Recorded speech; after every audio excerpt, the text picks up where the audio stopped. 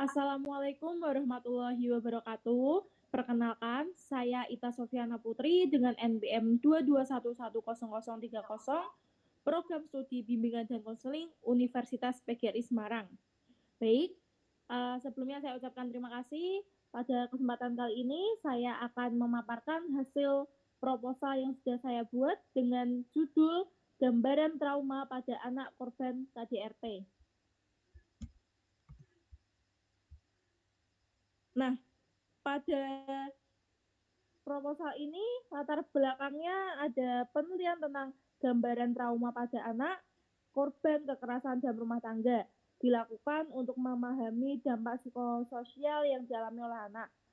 Anak-anak ini sering mengalami perasaan takut, sedih, dan rendah diri, serta kesulitan dalam berinteraksi sosial dan belajar. KDRT dapat menyebabkan gangguan mental jangka panjang seperti gangguan kecemasan dan depresi, serta berpotensi mengulangi siklus kekerasan di masa depan.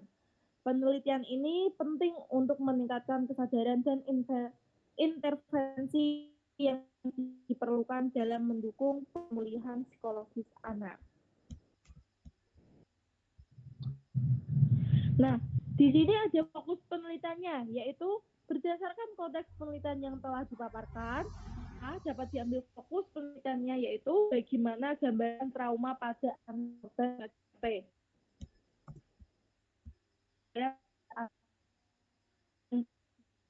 Next. Selanjutnya ada tujuan penelitian. Yang pertama yaitu ada mendeskripsikan apa itu trauma. Jadi dalam proposal ini nanti akan menjelaskan definisi itu yang dimaksud dengan trauma. Dan yang kedua ada menjelaskan penyebab dari trauma itu bisa terjadi. Jadi dalam proposal nanti akan dijelaskan apa sih yang menyebabkan trauma ini, pasti trauma ini. Dan yang ketiga dampak dari trauma korban KDRT. Jadi nanti juga dijelaskan apa itu korban KDRT.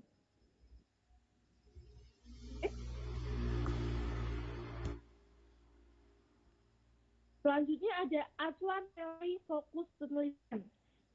Di sini saya mengambil dari jurnal Agus Sutyatno 2010 halaman 104 katakan bahwa trauma adalah jiwa atau tingkah laku yang tidak normal akibat tekanan jiwa atau cedera jasmani karena mengalami kejadian yang sangat membekas tidak bisa dilupakan. Next.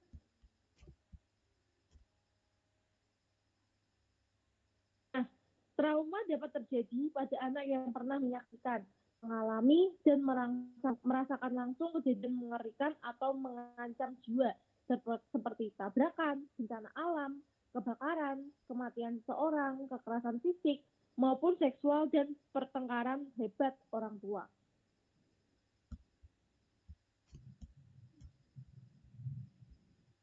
Selanjutnya ada kajian hasil penelitian yang relevan. Berdasarkan penelitian Isyatul Mardiati, dosen FTIK IAIN, Pontianak dengan judul Dampak Trauma Kekerasan dalam Rumah Tangga Terhadap Perkembangan Psikis Anak. Dalam jurnal ini menjelaskan bagaimana dampak trauma kekerasan dalam rumah tangga terhadap psikis anak gitu.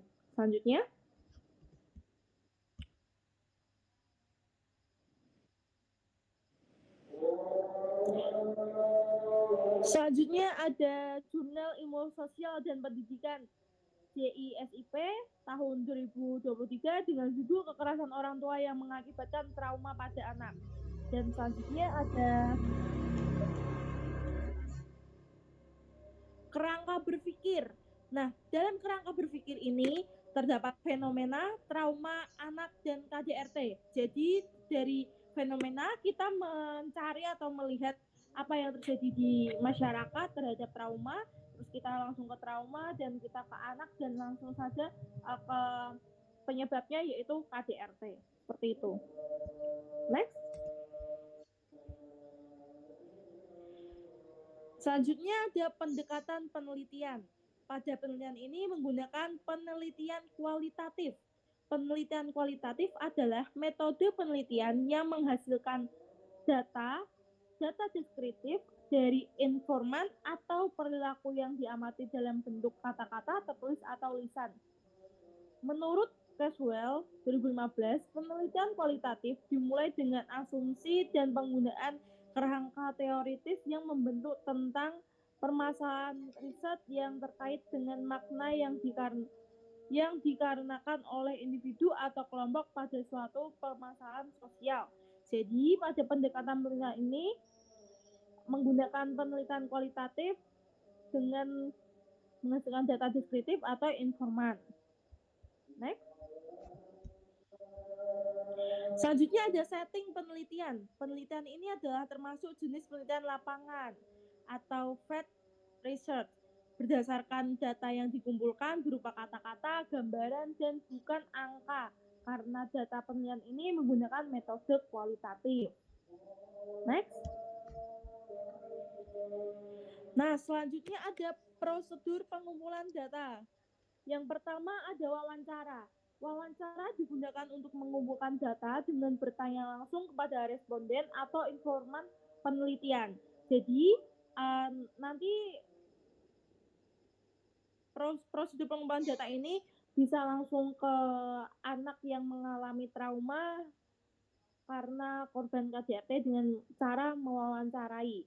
Nah, selanjutnya ada observasi. Observasi di sini merupakan cara melakukan pencatatan sistematis terhadap tingkah laku dengan melihat atau mengamati tingkah laku individu atau kelompok yang diteliti secara langsung. Jadi selain melakukan wawancara, kita juga melakukan observasi. Kita mencatat apapun yang kita nampak kala itu. Selanjutnya ada dokumentasi. Selain wawancara observasi, kita juga butuh dokumentasi untuk menjadikan bukti atau lampiran nanti.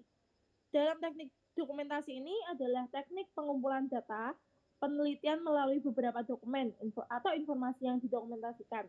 Dapat berupa dokumen tertulis maupun dokumen terekam. Next.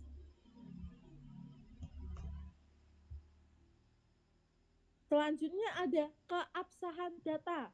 Yang pertama ada triangulasi. Triangulasi digunakan untuk memverifikasi keabsahan data dengan memeriksa atau membandingkan informasi yang diperoleh dengan sumber data lain atau kriteria di luar data untuk meningkatkan validitas data.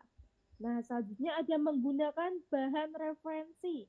Dengan menggunakan bahan referensi, sumber ini berfungsi sebagai alat atau pendukung untuk mendukung informasi yang ditemukan oleh peneliti. Contohnya bahan wawancara harus didukung oleh rekaman wawancara. Baik, kurang lebihnya itu yang mungkin bisa saya sampaikan terkait hasil proposal yang sudah saya buat.